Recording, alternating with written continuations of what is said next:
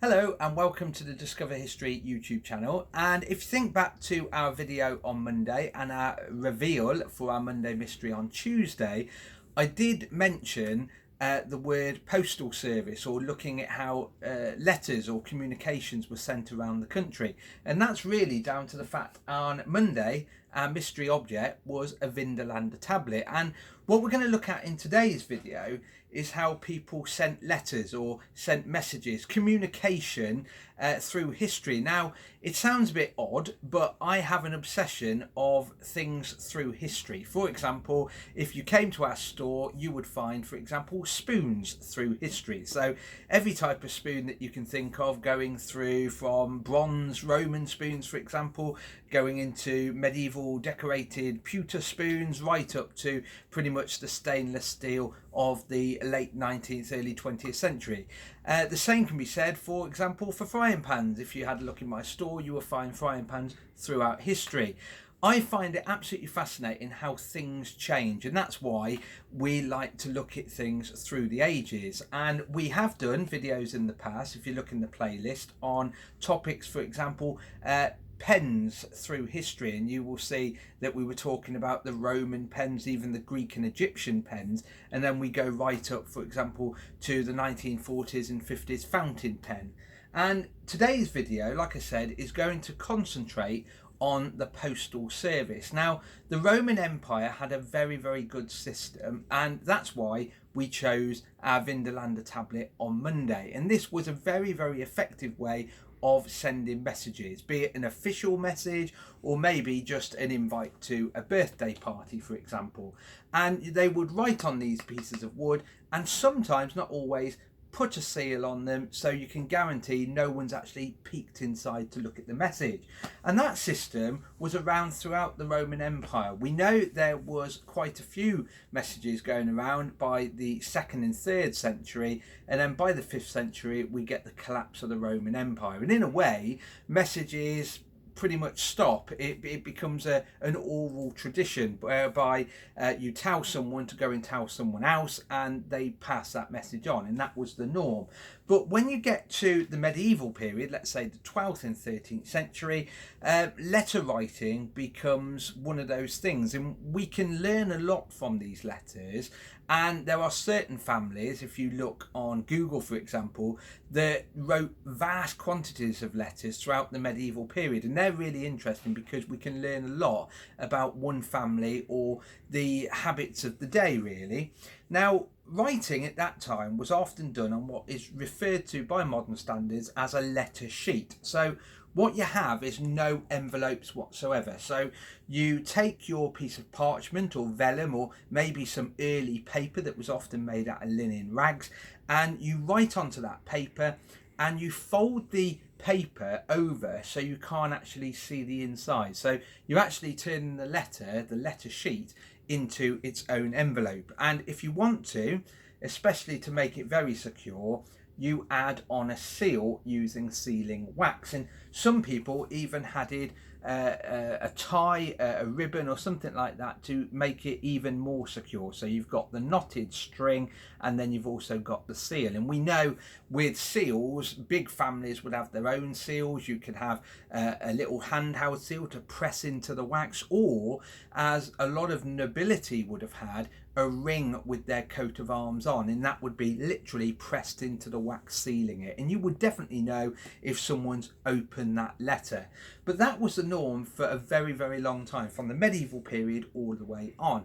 In 1516, there was a creation under Henry VIII, a system where you had the master of the post, and Mr. Tuke became the master of the post to King Henry VIII, and he actually set up a very good system where you would have a postal service for members of the royal family. In a way, that's where the birth of Royal Mail comes from. Then when you get to the Tudor period, the height of the Tudor period, and we're really talking Elizabeth I, so the Elizabethan era, you then have a very interesting thing that happens where you often get a word referred to as gallows post or gallow letters. And what that means is to guarantee a messenger who would take this post, remember, to guarantee that messenger would be on time, you would have the word post haste. Hopefully you can see that on the letter there. And you would also add a little drawing of a gallows. Now, no one really knows why the gallows are there. Some people say it's because if someone was about to be executed and you had a very, very important thing to add, for example, do not execute that person, then you would draw that on. Other people say it was added on so the person knew that if he was slow at getting it somewhere, he could actually be executed for it. And you have to remember, the Tudor people are that sort of people. So we have post haste, and we always see that on numerous things. For example, there's a lot of letterboxes and things like that that often have that term on. So that's where it comes from. So we're now up to the Tudor period, but you have to remember it is still a letter sheet. It's nothing more than the letter being folded over and sealed in a certain way. Then, when we have the 17th century come along, we have things starting to change. For example, Thomas Withering, under the rule of King Charles I, comes up with an idea of rolling out the post. Instead of it being just purely a royal thing, he thinks it should be rolled out to allow members of the public to post letters to each other. Now, this goes to show that by the 17th century, by the time of Charles I and also the English Civil War, the literacy levels were actually improving. And we do actually now know that if you look at all the pamphlets that were produced during the Civil War era, that's really down to the fact that more people could read. And I find it really shocking that a lot of people say, oh, people in the Civil War couldn't read or write. We know for a fact more and more people were learning to read or write. And that's one of the reasons why you start to have the full postal service being rolled out. Now, in London, by the end of the 17th century, so by the time you get Charles II and the Restoration, you start having in London alone what's often referred to as the penny post. Now, this has nothing to do with a stamp as such, like we would recognise today. What it meant is you would have letters being letter sheets still, letter sheets that are still actually being sealed, and you have the person that you want to send the letter to, as you would do normally. So, for example, the White House High Street, or maybe Rock Hall. And then you would have these tiny little drawings put onto them. Now, we'll have a look at them in turn. That one has a heart. Hopefully you can see that there. And it also has the letters A, F, and 4 underneath. Now, that means the post was to be taken, or would be arriving in the afternoon at 4 p.m. So 4 is the time and the AF is afternoon. This one has MOR. You can probably guess what that means. That's morning. And it has the number 8. So this would be the post for 8 o'clock in the morning. And that was the first system of, not a stamp as we would know it really, but it's the first start of a system of letting people know what time it's arrived or what time it's being collected and that sort of thing. And what you actually had is a setup of boxes around London where post could be put into, and then it would be collected and taken off. But the postman at this period of time, as it has been even in the medieval period, would have been riders on horseback, and they would have literally collected the post, looked at where it was going, and then sent them off that way. And like I said, it starts in London initially. The postmarks, the ones that I've just showed you, were really designed by a man called William Dockwra, and it was known as the penny postmark. And if you have a look on some old letters, you do see them appearing quite a bit. But as I said, it's nothing more than a letter sheet, a folded piece of paper with a seal on or a tie on it to stop it being opened. Now, when you get to the Victorian period, you then start having a more formal system set up of Royal Mail, Royal Post as such. And here we have a lovely picture of a post carriage. And these were very important things because this was a way of moving the post around the country at high speed. And I say high speed, it would have been high speed at that time, especially before the railways come along. And famously, we then get in 1839 a man called Rowland Hill. Now, Rowland Hill is important for Worcestershire as well as nationally. He's important because he was born in Kidderminster, and if you do go to Kidderminster after lockdown, look out for his statue in Kidderminster itself. He was one of the first people to start looking at the postal system, the old way of doing things, and he actually said it needed a lot of reform.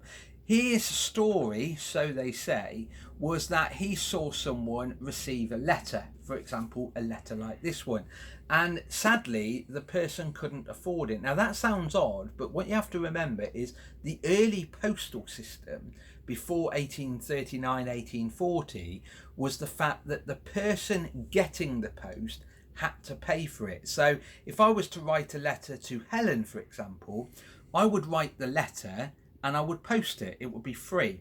But for Helen to read it, she would have to pay for it.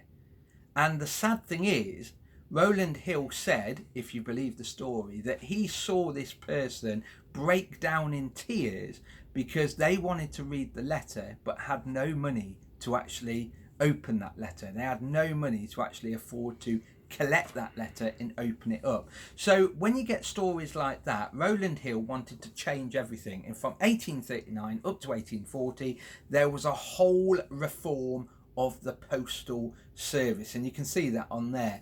Now that meant that people had to prepay for the post to arrive. So now if I was writing a letter to Helen, I would write out the letter.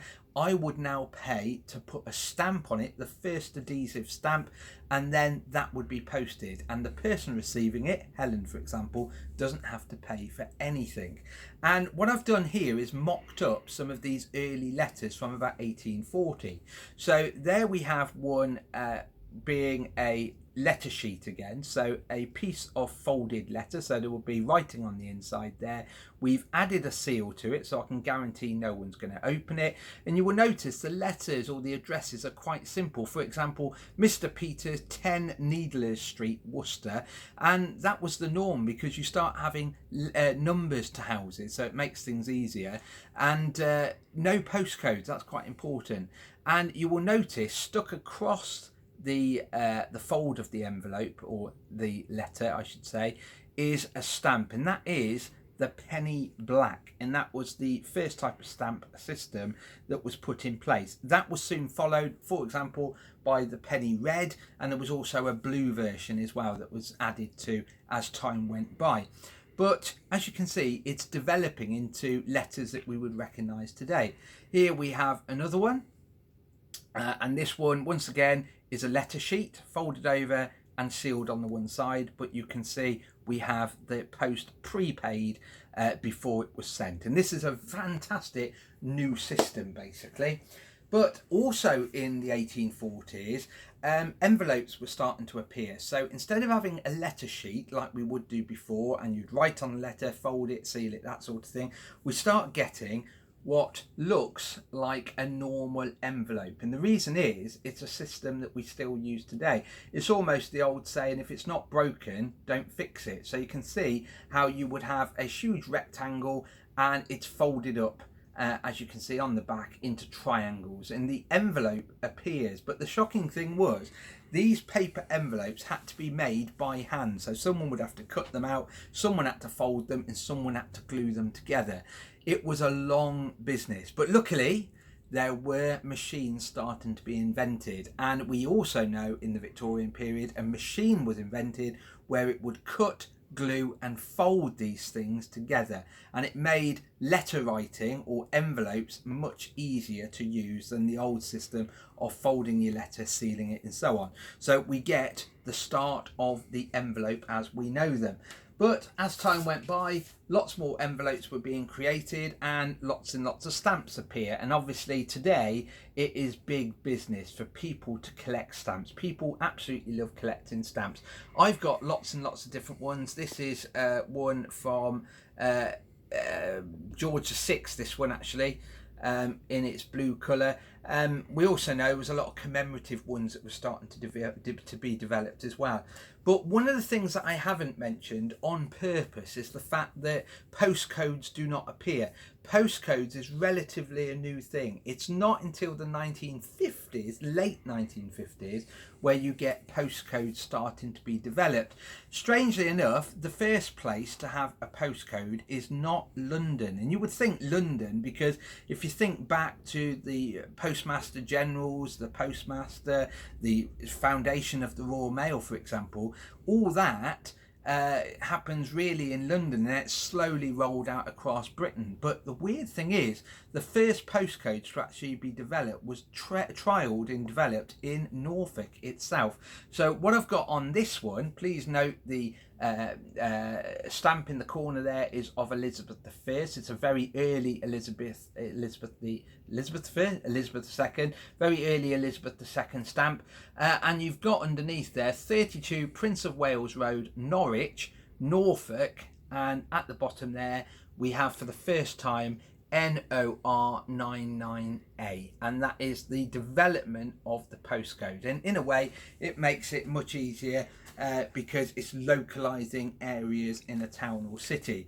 It started in Norfolk and then it started to be rolled out, but it's not until really the 1960s before we get the postcodes that we would recognize today, and the postcodes that we still use, in fact. So in a way we've come a long way from a Roman Vindelander tablet, and we've gone through the letter sheets, and then the foundations of a Royal Mail service. That's why we still call that word, and then it sort of becomes a public event.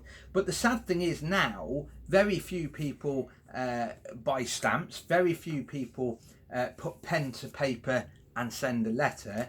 In a way, most people today find it cheaper and easier to literally put an email out there, a message, text or something like that, or pick up the phone, because obviously pretty much everyone has a phone. So the question to you, just to end on, do you still write letters? I know when I was at school I was taught how to write a letter, where to put the address, where to put the stamp, for example. So do you still write letters? But the big thing I'd like you to think about is the fact that we have to be very grateful today that we have a very simple way of doing things, and it all stems back to a slow development over a long period of time. Anyway, on that note, hopefully you've enjoyed our little introduction, and remember these are only introductions to the postal service, and look forward to another video for tomorrow. So as always, stay safe, stay in, and we'll see you soon. Bye bye.